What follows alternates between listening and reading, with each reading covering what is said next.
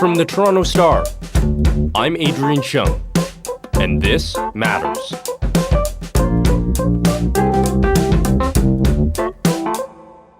Museums are a window into our past, stories of our shared histories, ancient artifacts of the people who came before us that tell us who we are now. But are those stories even accurate?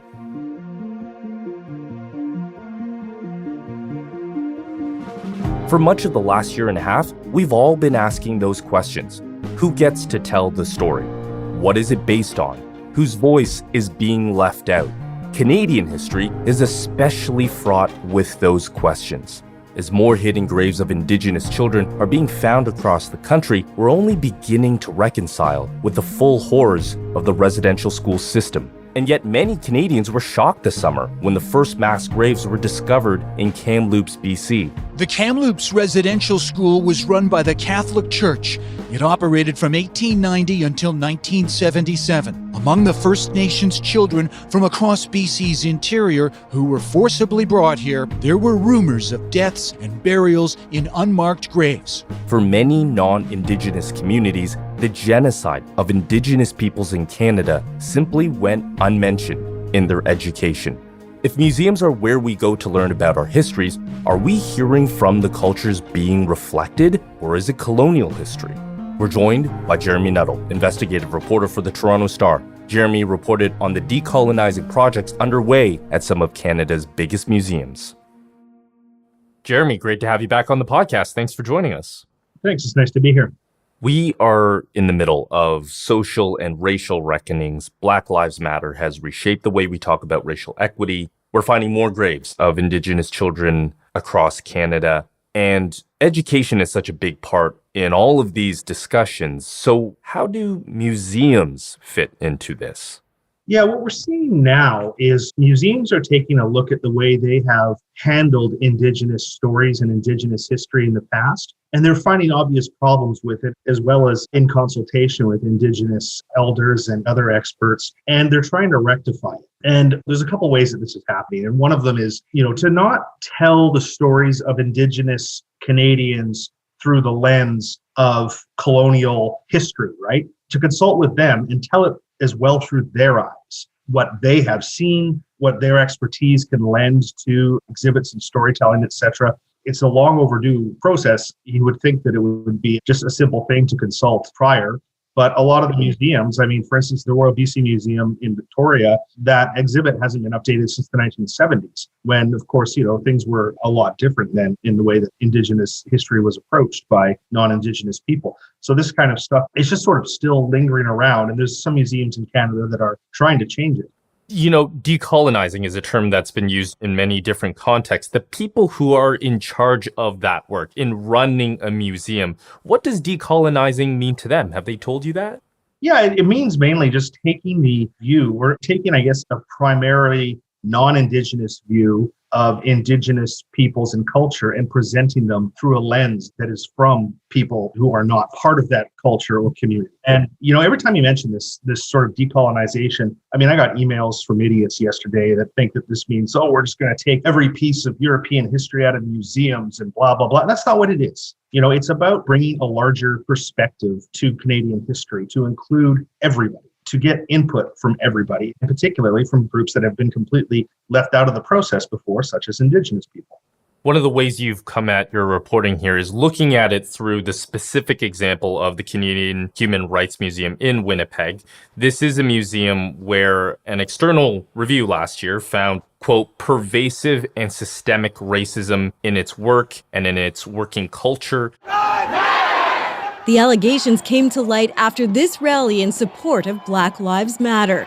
Current and former employees started a social media campaign. Dozens of people came forward. So how are they committing to doing this work of decolonizing in its practices, in its exhibits? Well, the first thing is they had an action plan set out for them after the report came out. And it included 60 plus recommendations in a couple phases. And those recommendations were things like, have Indigenous people be the ones who take guests on tours of Indigenous exhibits or tell Indigenous stories. Another one was, to put people from Black, Indigenous, LGBT communities on the diversity committee by a matter of policy, not just a matter of happenstance. So a lot of it involved just making solid efforts to include everybody's voice in the decision-making process. And you're seeing that filter down into the museum itself with, as I said, like more of a things that are public facing. You'll see people from the communities that exhibits are actually talking about are more involved in what you'll see on the actual floor of the museum. So when it comes to tangible change for them, what they're saying is part of that is in the representation and who is telling those stories within the walls of its museum? Yes, and because of that, then the way the story is told is more appropriate for everyone involved, I guess is the way to put it. We'll be right back.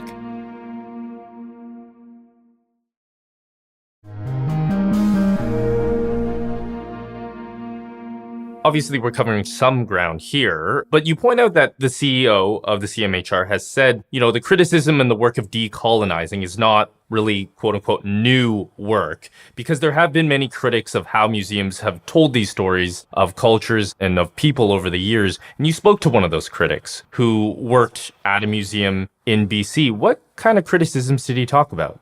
Yeah, this is a gentleman named Troy Sebastian, who's an Indigenous person from BC, and he was the curator of the Indigenous collection at the Royal BC Museum. He did that as a term appointment. It was just 5 months. And when he left, he was critical of it on social media. And reasons are a lot of the artifacts, and there's a lot, like the museum has, I think Troy told me there's like an airplane hangar's worth of artifacts that museum owns. And a lot of it was just taken from Indigenous communities during a time when the potlatch was outlawed. Children were being forced into residential homes. There was laws on the books of Indigenous people couldn't hire lawyers, things like that. And during this time is when a lot of these pieces were just taken. These items were Indigenous communities. And so that's one thing that bothered him, as well as at that particular museum, he said that the, quote, vanishing Indian narrative was very strong, which is something that presents Canada's Indigenous people as a group that is, almost extinct now or extinct. And it's looked at from this purely sort of look back at history kind of a way with no context about what's happening today.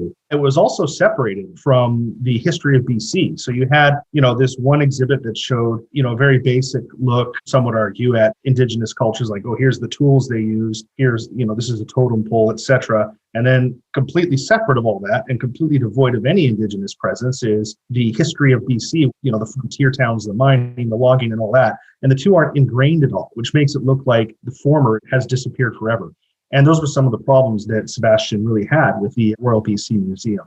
And some of those concerns, I think that there's many museums around the world who can probably take a look at themselves of how exactly have they been telling these stories and where did they get these artifacts from, let alone who is telling them, right? Yeah, it's something that's happening around the world. There are museums, and there's a lot in Canada as well. You've got the Mackenzie Gallery in Saskatchewan has been doing it through artwork, as well as the Winnipeg Art Gallery.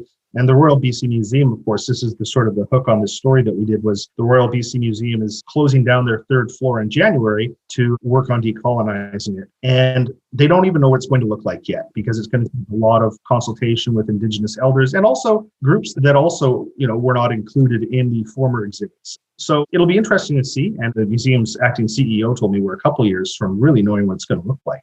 In speaking to these CEOs and board directors and people who run these places, did you get the sense that it wasn't just an external review or external pressure that said, hey, you guys need to update this, but do they feel a responsibility in the kinds of stories that they're actually telling? If you run an institution like this, you must have some kind of sense of the responsibility of that, right?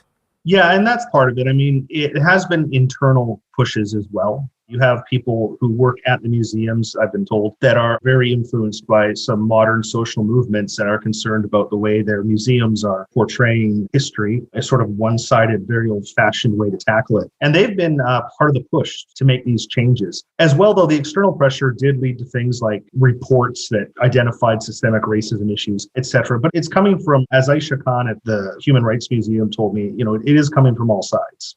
Why do you think museums, and again, the people who are in charge of running these institutions, why do they see museums as important places to have these conversations? Many listeners might say, I haven't, even been to a museum since I went for a class field trip or something like that. But why do they see museums as a good starting ground for decolonization?